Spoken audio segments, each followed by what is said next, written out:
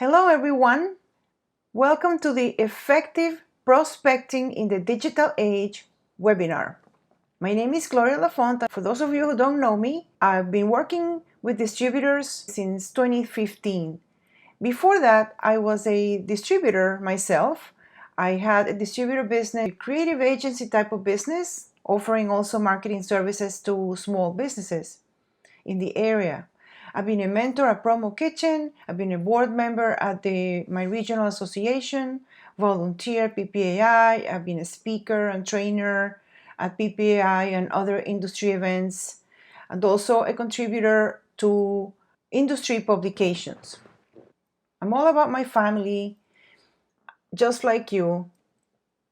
And this is a photo that is really dear to me because it gathered my mom and my children and their families. And my son lives in Arizona. My mom lives in Spain. We live here in Fort Lauderdale. So it's not very usual and very likely that we will all be getting together anytime soon. So this is very special. Now, I've been in the marketing business for over 30 years. I had a business with my then husband, a mailing house. That was in 1992. It was featured in a local publication. So I've been around for a long time in the marketing space. And in 2007, I started my promotional product business, as I mentioned, and I had networking events. I attended all kinds of things, and I did all the things that they recommend you do to grow your business, including online marketing, which nobody was recommending then, but that was just starting out. And that's how I got my big clients. My biggest clients came because they found me on the internet. I've been an early adopter of the online space and the online marketing thing.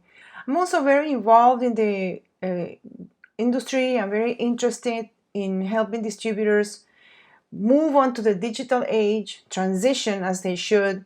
So I've been helping in different ways. Now, before we go on, I want to clarify something. I am no sales superstar, okay? I am not a sales coach or a sales trainer or any of those things. I am a business owner, and as a business owner, I understand that my major function is to produce sales, to sell. Otherwise, if I don't sell, there is no business. So I had to figure out a way to get clients and to sell. And I believe that there are three areas that you have to develop as a business as far as marketing and building the business. One is to build your brand and your reputation. The other one is to amplify your clients and provide good customer service so that your clients stay with you. And then the other one is to reach and get new clients. And you have to have all those three things working in a synchronized way and at the same time. But today we're going to talk about the reach part. Now, I've done a lot of trainings in the industry, excellent trainings that I've learned the business because there is very particular things about this business, the distributor business, and excellent trainers and coaches and courses that I did. Many of you have done the same. But I really also went outside the industry to learn how to sell because there is a lot of information on how to sell, but in a tactical way, I find. Also, a lot of information on how this business works, which is very useful. But as far as implementing a method, a methodology, a system, that is what was missing for me. And I just went out and started reading and looking in books and doing other courses outside of the industry. Now, the book that was a game changer for me, that really got me to thinking, was The Ultimate Sales Machine by Chet Holmes. I highly, highly, highly recommend that book. I remember the opening statement in the first chapter of the book where he says, imagine that you are in a stadium and you're speaking at the stadium, you're a speaker, and the stadium is full of your target audience. Every single person in the stadium is your target audience. What would you tell them? I remember the knot in my stomach that I got just from the thought of that. Because number one, I didn't know who my target audience is. If I had a stadium and I were to invite people and I knew they were coming, I wouldn't know who to invite.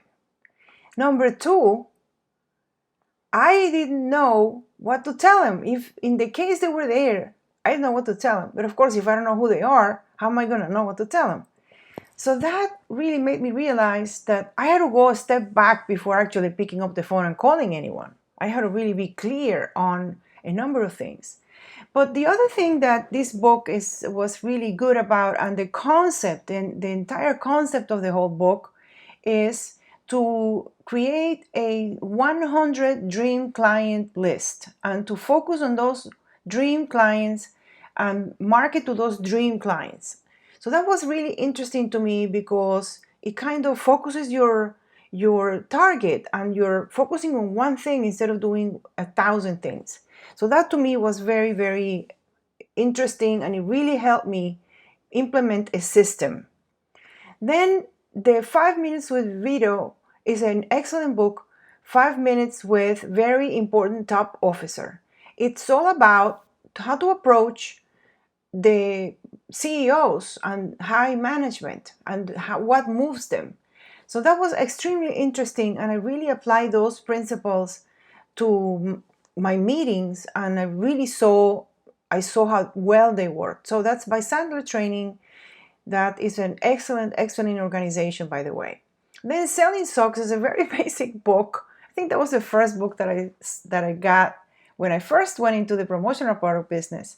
And the whole concept here is that instead of making a phone call and making a cold call, that you should really lead with giving the person a lead magnet of some sort and piquing their interest in some way. So at that point, he was using facts to promote his business and to get people's attention. You probably remember the time where you would use the facts to spread your message, right? Then the Sandler Rules. That is an excellent book about methodology, sales methodology, and to base your activities, to have activities, sales activities, and then break down the activities into daily actions. And it's a super interesting book. I actually did a training with the Sandler, based on the Sandler concept, and excellent, very, very good. So now I'm going to share with you what I got from all this, plus everything else, and how I've implemented this. And I wanted to start by just telling you where I got this information. So what we're going to cover today is, first of all, the buying process. Second, we have to prepare to approach our targets, and you want to position as the expert. That's very, very important in today's landscape. Then we're going to talk about the prospecting funnel, why you need a CRM, how to choose one, and how to use it. And then the 30-minute per day prospecting plan. Okay, so let's move on to the buying process. As you know, people right now, the buyers are in control. Many years ago, if you've been in business for 30 years, you would show up at somebody's office and it would be relatively easy to speak to the decision maker and drop stuff off. Today is not so easy. And there is one thing that I think is very important to be aware of, which is that the key buying decisions have already been made before a buyer talks to you. So you try to approach somebody, and half the time they already decided if they're going to do business with you or not. And this is something that is very important when you put together your prospecting plan, because buyers are actually prospecting you. And I have some stats to show you, because I like to always back stuff up, with some stats. These are reality checks. 95% of business-to-business buyers research companies online before making purchases. So what does that mean? Say that you're introduced to somebody, or one of your clients or a friend of yours refers you to a company, tells you, call this guy, he's really great. before they even call you, they're going to research you online. They're going to go to your website, they're going to go to your LinkedIn page, they're going to see what they can find about you before they even decide if they're going to talk to you or not. That is a fact. Then also, 45% of prospects said they want to identify their needs and evaluate solutions before they engage with a salesperson. So they want to do this thing on their own. Now, they also appreciate having somebody help them to when they're ready to make the final decision. So you do have a role in this whole thing. So the point is to marry your sales process with your prospects' buying process. That's what it's all about. Now, the buyer's process, they go through a series of stages before they actually make the first purchase. If you're reaching out to somebody, you're cold calling, you're showing up at their place, or you're sending an email, or you're reaching out on LinkedIn, whatever method you want to use, they may be at any of these stages of the buying process. So if they're not looking to buy at that very moment and you call them, they're going to say no thank you, and that's the end of that. Now, if you call them where they're really in the process of evaluating, then you called at the right time and you may be considered as a contender. So that means that you want to be on their radar across all of these stages. So in this market today, a lot of new people are coming in the market as buyers. A lot of people that maybe you were dealing with have retired. A lot of companies offered early retirement to their employees. And the person who's coming in that's now in charge of buying, it's very new to the whole thing, right? And they may not really know anything about what they're going to be buying. And yet they're going to be the right contact for you to be in touch with. And you want to be where they are. And you want to be where they are in that period of time between awareness and first purchase. So you want to think in terms of a funnel. In terms of a funnel, you want to build targeted awareness. So you want the right people to be aware that you exist. And then you also want to, in some way, influence purchase considerations. And you also want to nurture prospect to purchase decisions. So you want to be in the game in all of these stages. But as soon as they start to evaluate, you want to be the one that follows up, the one that presents different alternatives, the one that has the patience to help the client make the decision. Now, let's talk about preparation, because just like anything else, if you go on vacation, before you go, you have to prepare. You have to buy the ticket, you have to rent a car, you have to book a hotel, you have to pack, you may have to buy some stuff to bring with you, etc. Right? So in the same way, before you actually start prospecting, you have to prepare. You have to do some preparation work. So one of the things you need to do is position as an expert. You want to, when prospects see you, you want to be pre-positioned as the best choice for them. So how do you do that?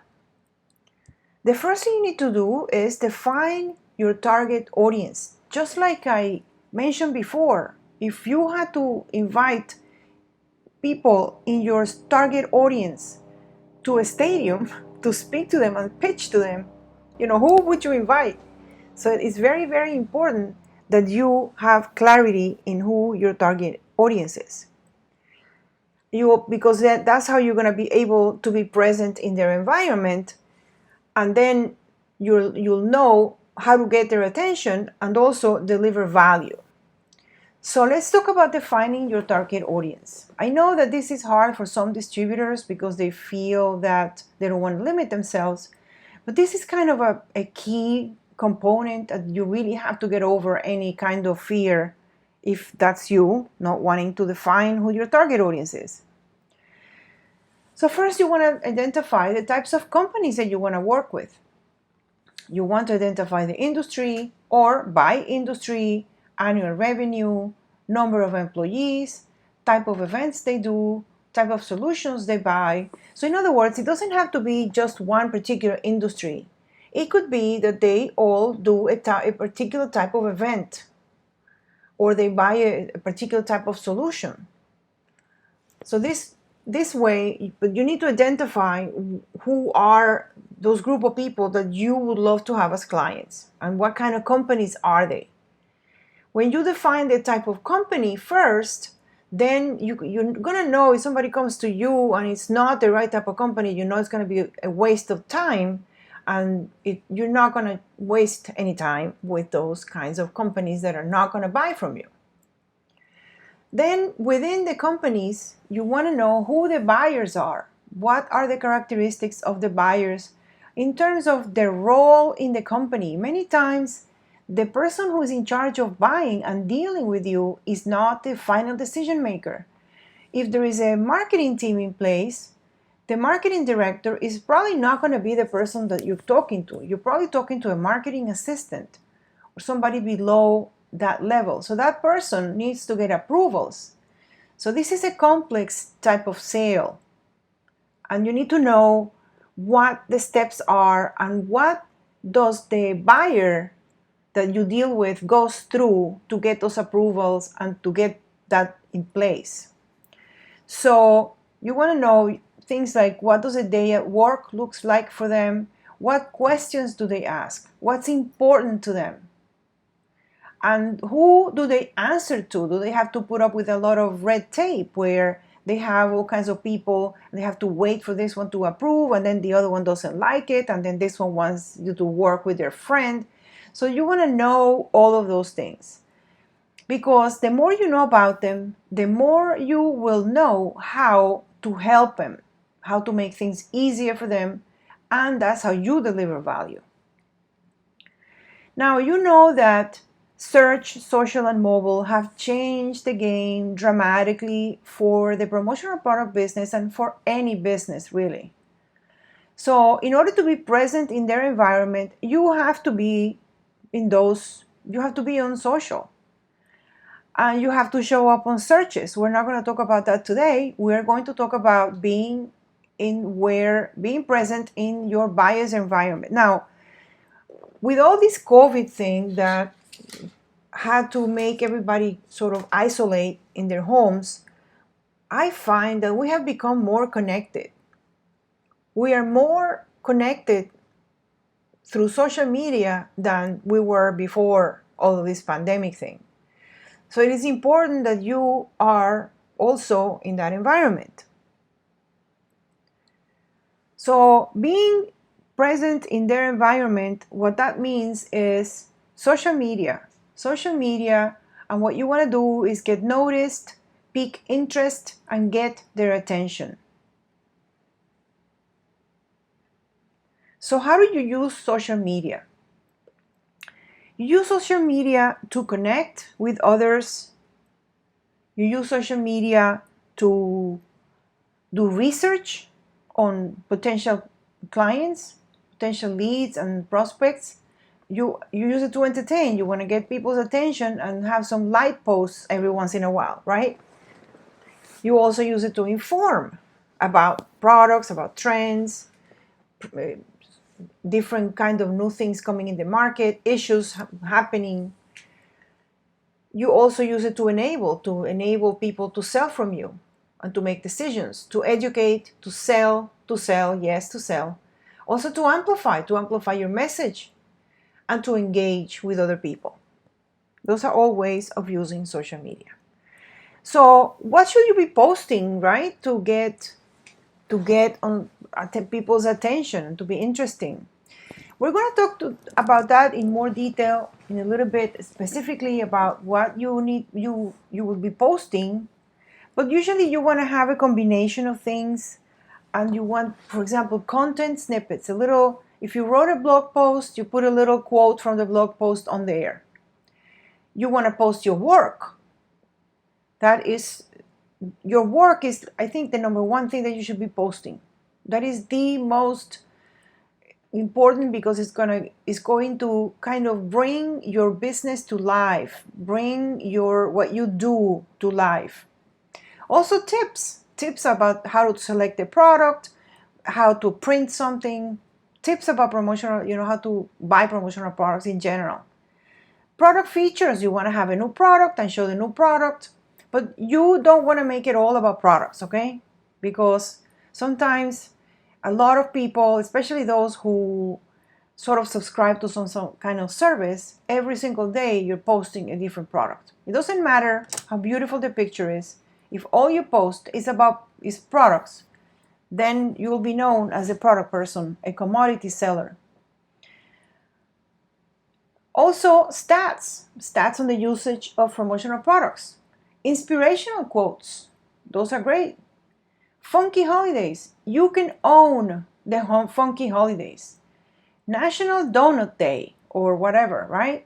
So many fun holidays that could really make you the queen or the king of the funky holidays.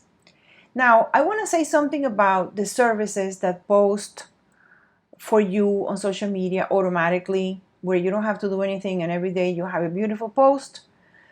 The issue with those is that that's cookie cutter. Everybody, you have the exact same post as thousands of other distributors. And the problem, you may think, well, it doesn't matter, people are going to be searching, they're not going to see it because they're in different areas and they're not going to see my post. Except many people use hashtags to search for things, and I want you to do a search using one of the hashtags that these services are posting for you, and you are going to see your same exact post with a different logo pop up, repeated many times. So that's not the way to do it, and you gain very little by doing that. And so if you're doing that right now, I'm gonna just show you how to do your own thing, and even if you don't do it right away, but you really should plan on moving away from that, because it's really that's not the way to do it. All right, so which social media is the most effective? Because we don't have time to be everywhere, right? This is in order of importance, the way I think it works. LinkedIn is definitely the top network because it's a professional network. So it's a business to business network, and this is really what's going to give you the highest return on investment of your time. Then there's Instagram, which is a branding network, and it's brand awareness. To build brand awareness, that's excellent. And it's very utilized, and it's very dynamic. It's discoverable.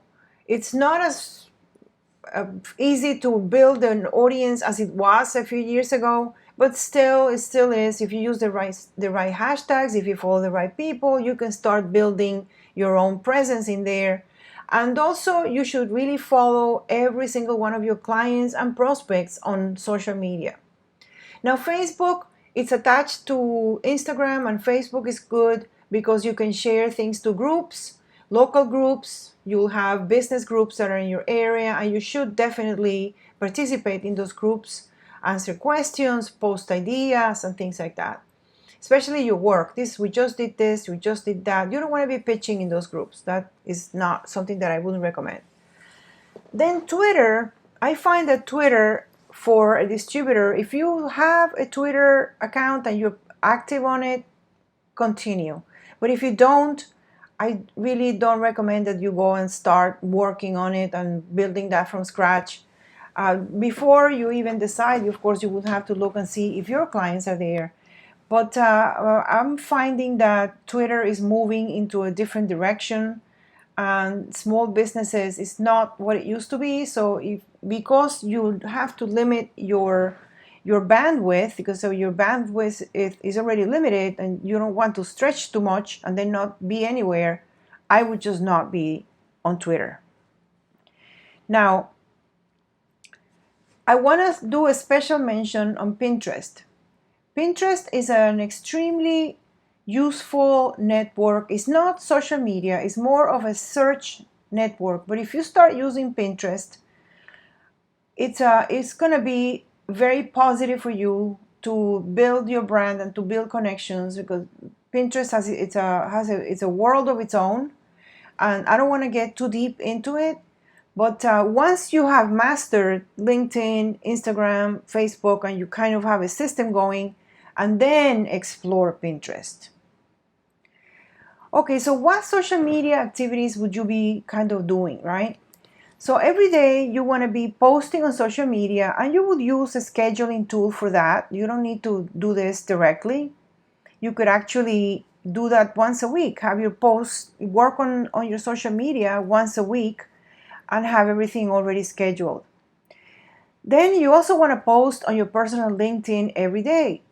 And what you do, you can just share the post that you put on your company page with a comment or something that you found, or share something that's interesting on your personal LinkedIn profile. You also want to follow your prospects on social media, as I mentioned before. This is extremely important. You also want to like and comment on their posts. One day you like a post, and then another day you make a comment, only if it's pertinent, okay? Don't look like a stalker. If a comment kind of says something to you, if the post says, if the post is something that you have something to say about, then you make a comment. Like maybe it's a current event in your town, and they're making a comment about something new happening, a new law coming in, something like that. Then you can make a comment, your own comment, and your own take on it. But just avoid being creepy and making a comment just to be seen and just to get people's attention. I see people do that, and it's just too obvious. Don't do it. So as you are present in their environment, you will be building the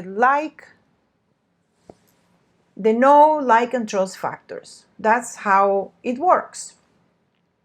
So let's talk about, now that we talked about how to be present in their environment and get their attention and be seen, how do you actually get their attention and interact, right? You do that through content. You're going to get their attention through content. And how do you write content, right? You write content because you know who your ideal client is, you know what their things that bother them is, that what interests do they have. Like if you're selling employee programs, then you know you're going to be talking to HR people, right? So your content that you're going to produce is going to speak to HR people.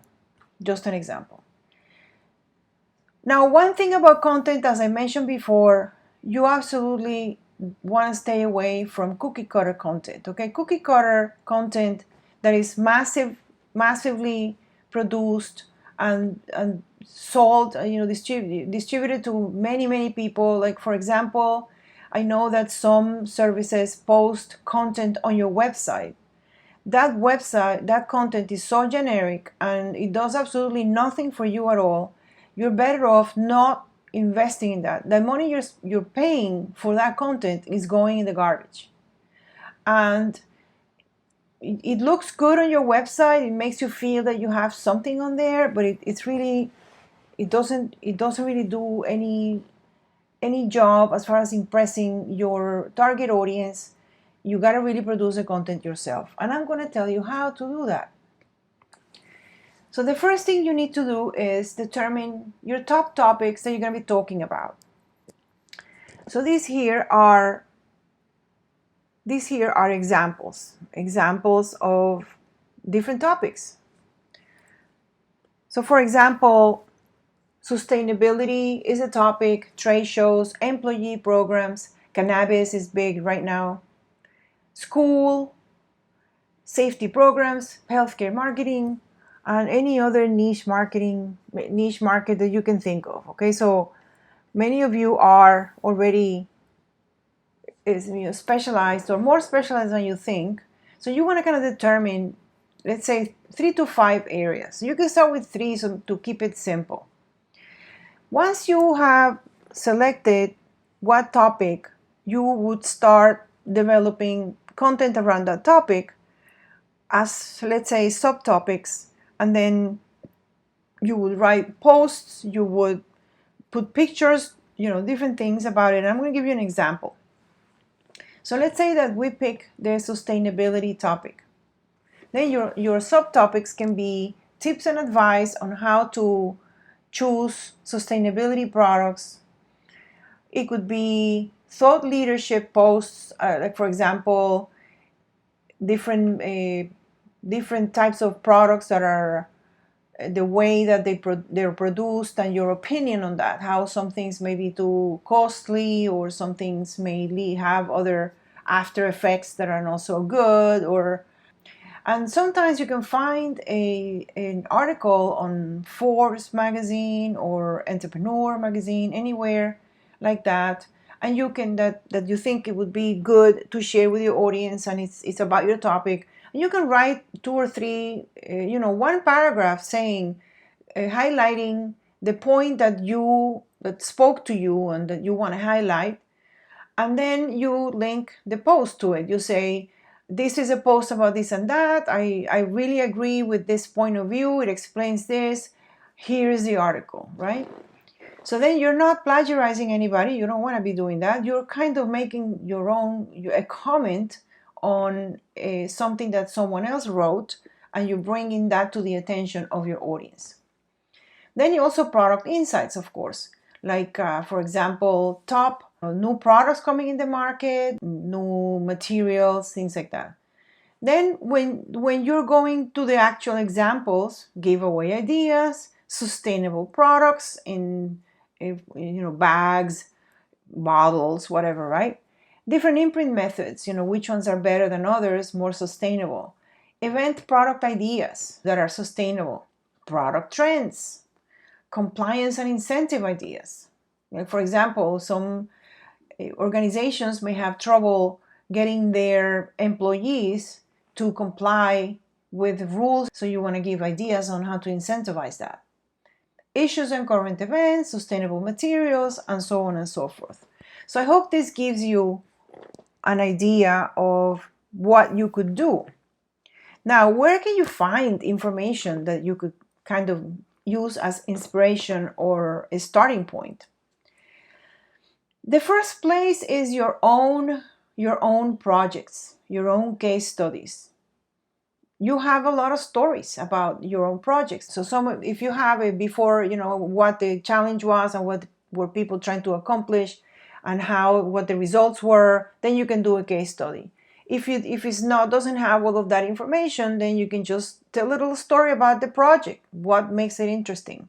It doesn't have to be too long either, okay? You have the pictures and you post something, that's it. Then there is a lot of good material that you could use in suppliers' websites. Now their take might be different, but the information is good, so you could kind of change the context and use that and put it on your website. And suppliers want you to use the content they produce because they produce it for you so that they help you promote their products. So this is something that you, of course, want to get clearance from the suppliers. I recommend you do that ahead of time, but most of that material is there for you to use, get clearance, and go ahead and use it. But give it your own twist. Then presentations. How many times have you done a presentation? A client wants to do an event and you have to give different ideas, and you do all this research and you come up with all these product ideas. Well, you take that and turn that into a blog post. Ideas for such and such type of event. And then you have the products that you want to recommend for that. You just write a little bit about each and you tell your reasoning why you're recommending that. And there you have it. You have that. You could also take that presentation and turn it into, using PowerPoint, you can turn it into slides, and you have the same, something that is really, really appealing and good to use, that you already have. You have this information. You don't have to look for it anywhere. You have it. Also, industry publications. It talks about new laws, things that are happening, like when we had the issue with the tariffs. Now there's all kinds of issues with production and delays and shipping, and so this is good information to share with your audience because it's going to affect their ordering, so you want to educate them. That's good. Then also trade publications in your target industry. Like for example, if you are working in the healthcare industry, for example, you want to subscribe to their publications and know what issues they're having so that you know what to offer to them and you could write answering those questions or addressing those issues. And lastly, local business publications. If you're locally based, then you're also going to get a lot of information there of things that are going on that you can use to write content for. Now, where are you going to publish all this content? Now, this is extremely important because this takes a lot of work. Producing all that content takes work and time. So you want to have that in a place that you own and that is going to do something for you more than just posting it on social media for one day. So you want to put that on your website. Definitely put that on your website. And from your website, you're going to share it on social media. You want to have links that take people to your website. Now, if you have an industry website, don't post it on your industry website. Create a blog using something like WordPress. Do a separate blog that is going to be linked onto your main website, so you have all the content that you're producing living on your own blog. Why? Because when Sage, Distributor Central, ASI, whoever you're using for your website provider changes their technology and they're going where you have to kind of upgrade to another different kind of technology, then you're going to lose all of the content that you put in, all the customizations, everything is going to be lost. So you don't want to take that chance. You want to have all of that content and all of that work and that effort in a platform that you control. So highly, highly recommend that you set up your own blog. Okay, and then lastly, of course, you're going to share that content via social media. So again, your website is the hub for all of your content. And when you post something, you're linking to your website. And the way it works, very briefly, your website is your place of business. So you want to have optimization of your website and your content to appear on Google. And then you want to promote your content on social media.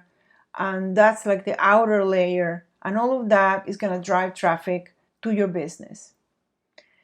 Now, of course, if you do it yourself, it's going to take longer. You may not be so focused on SEO, but it doesn't matter because it does start building an online presence. And the day that you decide that you're going to kind of go with SEO, you're not going to be starting from scratch and from zero.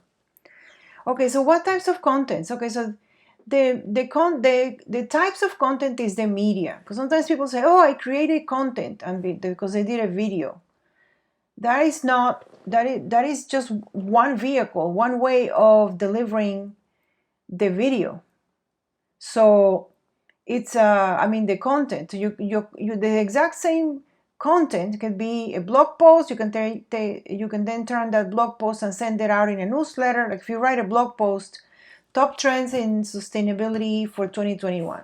So you go ahead and write a blog post and you put 10 things, and then you send it out in a newsletter, and then you do a video where you show the 10 things. You can do an infographic, you can do a little ebook, a checklist, you can do a case study, slide share, so you get the idea. So the same piece of content you can deliver in different ways. So what we're trying to do with this is the marketing principle, Dan Kennedy marketing principle. That's where I learned it from, which is nothing but matching your audience to your message and using the right medium, right? So it's the audience message media match. And this works. This is marketing 101. Okay, so let's move on and talk about the marketing funnel, the prospecting funnel, I'm sorry. Now, the most challenging part of getting new clients is prospecting. And I found this stat, which I thought it was interesting because that's kind of reality, right? Prospecting is hard, but it could be easier if we have a little method. And I like to look at it as a system where you're going to put each lead through. I find that if you use that, if you look at it that way, then you can very easily pick up where you left off. So as we said before, you want to marry your sales process to your buyer's buying process, right? So going back to the Dream 100, because that's what we're going to do, we're going to focus on our dream clients. And we are going to build a list of 100 of them. And we are going to use a criteria to determine who those people are. And we can do things like focus on a niche, we can on the company size, who is the decision maker or the influencer, we want to identify that. Are they user of products? Sometimes I found that companies that were large companies, they really bought very little products. Their yearly purchases of products were so small that it wasn't even worth talking to them. So you want to kind of have a criteria to go after to build your Dream 100 list. Now, once you have your criteria, where do you find these leads, right? So you find these leads you can buy a list, and which I don't recommend. I think that would be the worst place to get them, but you could get them from there. Now, I want to talk to you about the business journal. Your local business journal is an amazing place to get top leads, perfect leads, awesome leads. The business journal, if you're not subscribed, subscribe to that. It's worth it. They have every area has its own business journal, and they may have a different name. But what they do is that they gather information about the local businesses, and they have different types of publications that they have and things that they have. For example, each month, the local here at least, each month is dedicated to a different industry. So let's say, for example, January would be law firm. They would be featuring law firms, for example. So they would have the top law firms in the area, and they would list them by revenue, who their, how many people they had, what the top officers and the management, who the management was, and that kind of stuff. So imagine that you had access to that information right off the bat. These are the companies that I want to go talk to. So I really got great leads from that. You already know, like for example, in the case of law firms, in any industry, you're going to have the solo people, the small people, and then you have the medium-sized businesses, and then you have the very big ones, right? So you can decide whether you want to work with the very big ones, or maybe you want to work with the ones in the middle because you find that it's easier, or you want to work with the top ones. But the point is that this is where you could find all of that information. And every month they have a different type of industry, and it's a wealth of information. They also have other information there that is also good, which, for example, who moved to what company, and they feature executives, and it is extremely informative and a great source. Now, the second great source is the convention centers. If you have a convention center in your area, the convention center, proud events are coming back, right? So when you go to the convention center website, you will find that they have listed all of the trade shows that they're already booked. And each of those has its own website. The person who's doing the trade show, the organizer, has its own website. And within that, you will find who is exhibiting at that trade show. So you will find the information, the name of the company, and you will find the website of the company and who the contact person is. Now sometimes the contact person is just the person that registered for the trade show, not necessarily the buyer or anything. But this is also gives you tremendous information about people that are going to have an event in the near future. And sometimes these companies are exhibiting at different trade shows around the country. So this was also an extremely useful source of leads for me.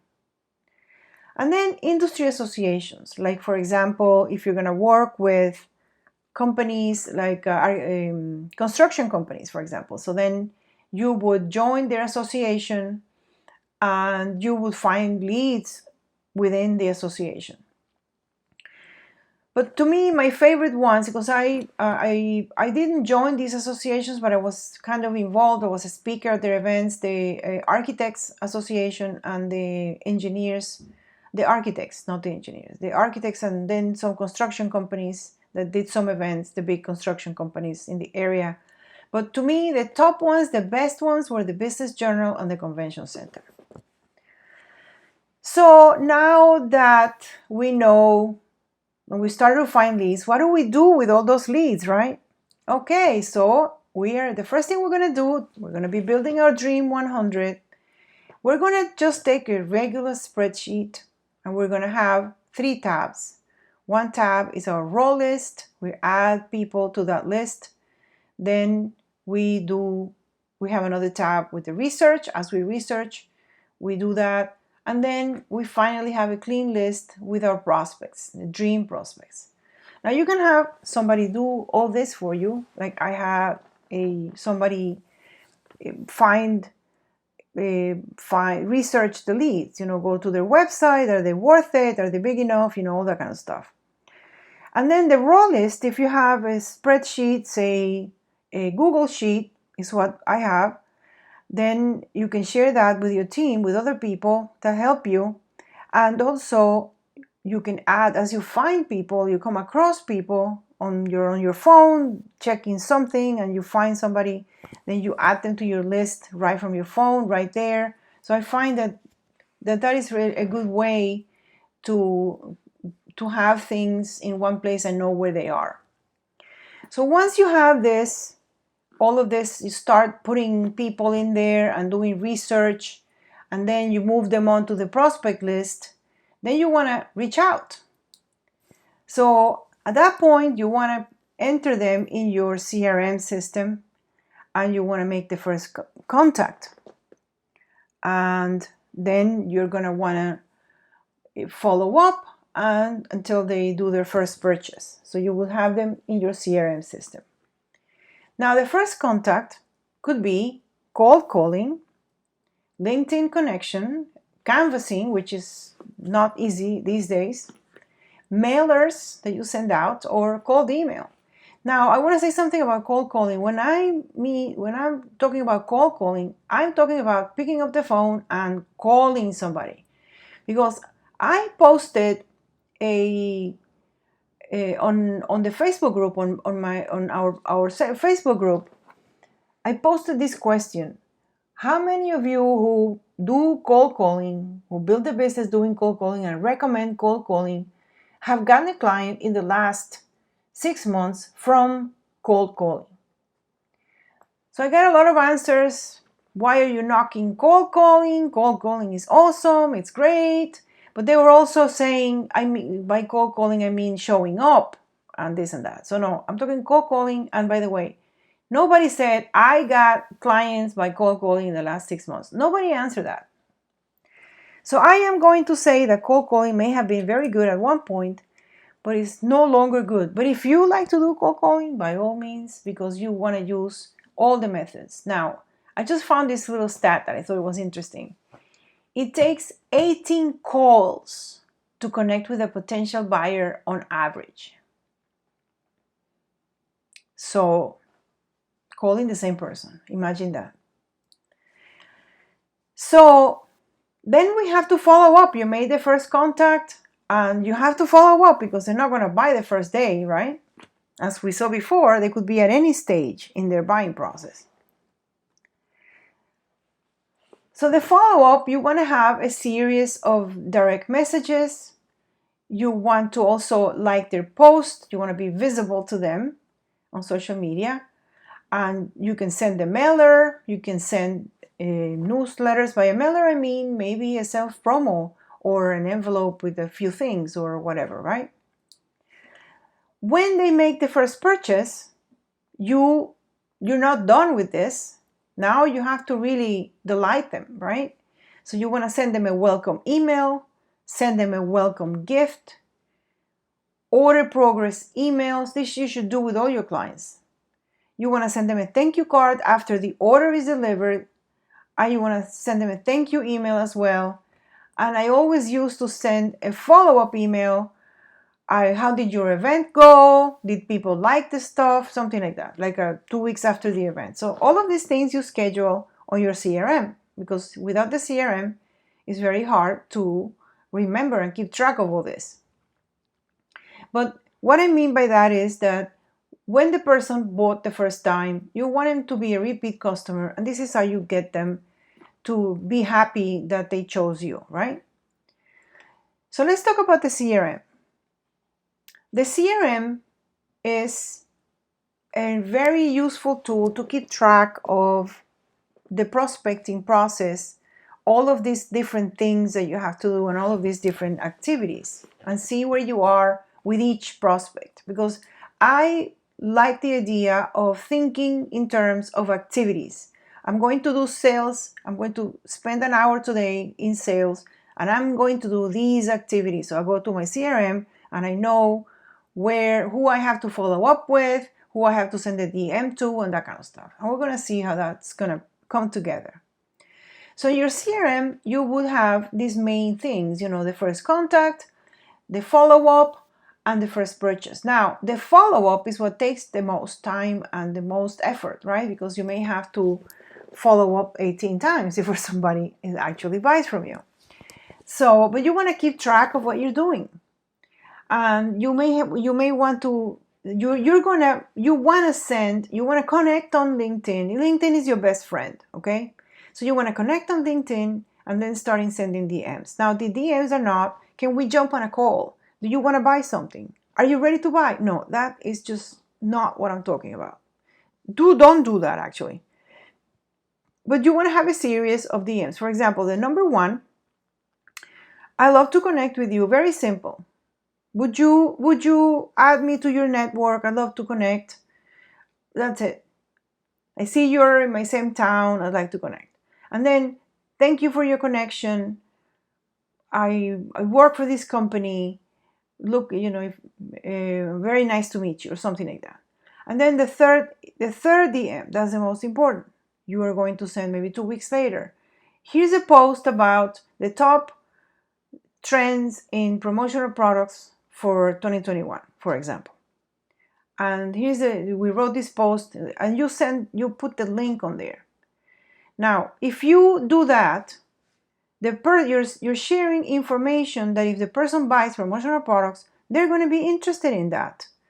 So if you send maybe 20, 6 will come back to you. This is a ratio of my own clients that they have told me that's kind of the amount of people that respond. Now, I'm not talking about people purchasing right there. Oh, here, I'm going to buy this. No, they acknowledge the person. Thank you for posting. I'll check it out. Something like that. If you post this kind of thing and you share this kind of thing in DMs, believe me, it works.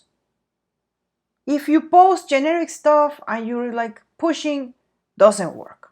But if you give them something of value to them that they are going to be interested in, it works. So that's what you need to do. So it's very easy. Every 2 weeks, if you have a new post that you put in, and you say, even if it's every 3 weeks or once a month, anytime, okay? But if you regularly make sure that you touch each of these people regularly with your own content, you're going to become familiar. And my clients make sales in this way, okay? This works. So you also want to make sure that every day you spend time commenting on your prospects posts, and then you can say, for example, one of your messages can be, I'd like to send you a sample package. Where should I send it to? For example, they're not going to say no. They're going to say yes. So you send them a sample package. And of course, I'd like to add you to our newsletter. Do you mind? Something like that. So these are direct messages that are very much the same way that you would be talking to somebody that you met at a function. If you meet somebody at a function, you're not going to tell him, are you ready to buy something? How about we jump on a call and I sell you something? No, that's not how you speak to anybody. So you want to kind of you bring the same way that you would be approaching somebody that you don't know, and you just want to say, hey, I know you buy products. Anytime you want to buy something, I'm here. So until they get to the first purchase. But what I want to say is that with a CRM, you can automate a lot of this. You can have the messages pre-written, where you just in templates, in documents that you can have on your a schedule, a workflow. Some of these CRMs allow you to have a little workflow where you have message number 1, send message number 2, and then a reminder pops up on your screen that you have to send the message. So so that's why a CRM is useful, because it allows you to automate, to organize, and to be a lot more effective. Now, as far as choosing a CRM, there are many, many different options. And of course, there are the industry specific, which all of the organizations like ASI, Sage, commonsku, they all have their own CRM system, which is very useful, mostly for client management. So those of your clients, when somebody's already your client, it's easy to do the reorders and to keep track of what they have purchased and to kind of stay on top of things, because they're already your clients and you have everything in one place. And this is your active clients. Now, when it comes to lead generation and prospecting, you want to use a separate system that, in my opinion, the industry CRMs don't offer that ability. And so you may have to go outside and get another one, not to change it, but you may have to just do your lead generation in a separate system. And there are systems like HubSpot, Zoho One, Pipedrive. Now, HubSpot and Zoho One are really good. Pipedrive is also good, but HubSpot and Zoho One both are very, very extensive in what they offer. Now, the drawback of HubSpot is they have a free level, but at some point, if you want to upgrade because you're ready to do more with it, then it's really expensive. So you got to really see where you're going in the future with it. I love Zoho personally because you can do so much with it, and it's a great system. I've been using it for many, many years. I think 2007 or 8 or something like that, I started using it, and I really, really like it. So I'm very familiar with it, but that doesn't mean that it's the only one. The best CRM system is the one that you use. So if you have one and you're happy with it, stick to it, okay? No need to change. Now, as I mentioned before, there are two major functions of the CRM. One is your lead management to build your Dream 100 list, and your client management. Now, the reason why I'd like to have this separate is because with your lead management, you're going to be adding too many names and contact names that you don't even know if they're any good, right? You start trying to connect with somebody, and then for whatever reason, even though you researched and that was the right person, then that person moves to another company, or the company closes, or they just retire, or they don't work anymore. So it's a lot of things that need to happen before the person becomes a client. So it keeps things cleaner. You don't want to get your CRM where you manage your clients with a whole bunch of junk stuff in it and names that you don't even know if they're good or not. Now, for a system like Zoho, for example, has two separate modules where your leads are separate in a separate module altogether, and eventually you convert them into a contact, and then they come into your main CRM place. But I think that that's a good method because you're not mixing the two. Okay, so when you're choosing your CRM, you want to look at things like what exactly do you want it to do? Because even if you're not going to be doing everything right now, because there's going to be a learning curve, you have to be prepared for that. I'm going to have a sip of water.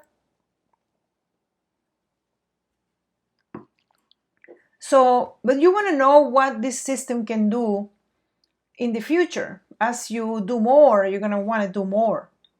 So you want to know what it integrates with, like HubSpot, Pipedrive, Zoho. They all integrate with your Outlook or Gmail, whatever you use. So it's something very versatile that works with the other systems that you are already using. Now, nothing works with Sage or with ASI.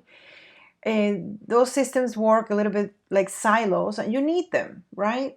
But you want to have a method at which point you're going to transfer the client onto the new system, right? But you want to know what other features you use and what other apps you use, and you want these to be integrated. Maybe your phone, maybe your signature, whatever, right? Also, the automation capabilities. Like, for example, with Zoho, you can have a bunch of email templates and messages that you send out where the email comes up. You can just complete the email using a starting point. You just complete it. And then also, as it integrates with your Outlook or Gmail, you can see in the lead record, you can see all of the email exchanges. And if you send them a newsletter, you can see the newsletters there too. So this is very, very useful. To have everything in one place is extremely useful. So you want to have ability to automate things, to create templates, to create workflows where you have the reminders, or where you put the person in a workflow, and it automatically it goes through all those stages. Of course, the cost is another factor that you want to consider, and then the future, how you want to expand this, and how expandable it is. What else can you do? What are their limitations? Everything is going to have pros and cons. Okay, so let's talk about the 30-minute a day prospecting plan. Now, what we're trying to do is 30 minutes to do all this, okay? Now, I find that if you break down all these activities in something like this, it's much easier and doable, right? So you assign a day of the week for different activities. Like, for example, Monday, you're going to be adding leads and looking for leads. Then Tuesday, you're going to do some research on the leads. Wednesday, you're going to make first contact with a bunch of leads. Thursday, you're going to be doing follow-up activities online. And on Friday, you're going to be doing follow-up activities, sending mailers. So that's just a sample, right? But what this does is that you know that today I'm going to make first contacts. So you're going to sit there in that half hour, you're going to spend making first contacts and reaching out on LinkedIn, for example. So, and then on Thursday, you're going to do follow-up activities, and you're going to see who you have to follow up today, because it's going to be popping up on your reminder thing. And so it just becomes a little bit better organized, because the hardest part is the follow-up. Many times people make, the first call, and that's the end of that. The person saying, no, thank you, I'm not looking to buy anything now.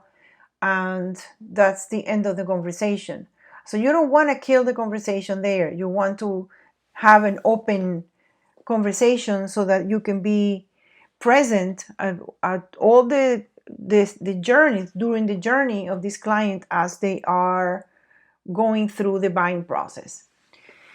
Okay, so that does it. That with this I conclude the presentation. And so what are the next steps? The next steps is that you pick 3 things that you're going to start implementing immediately.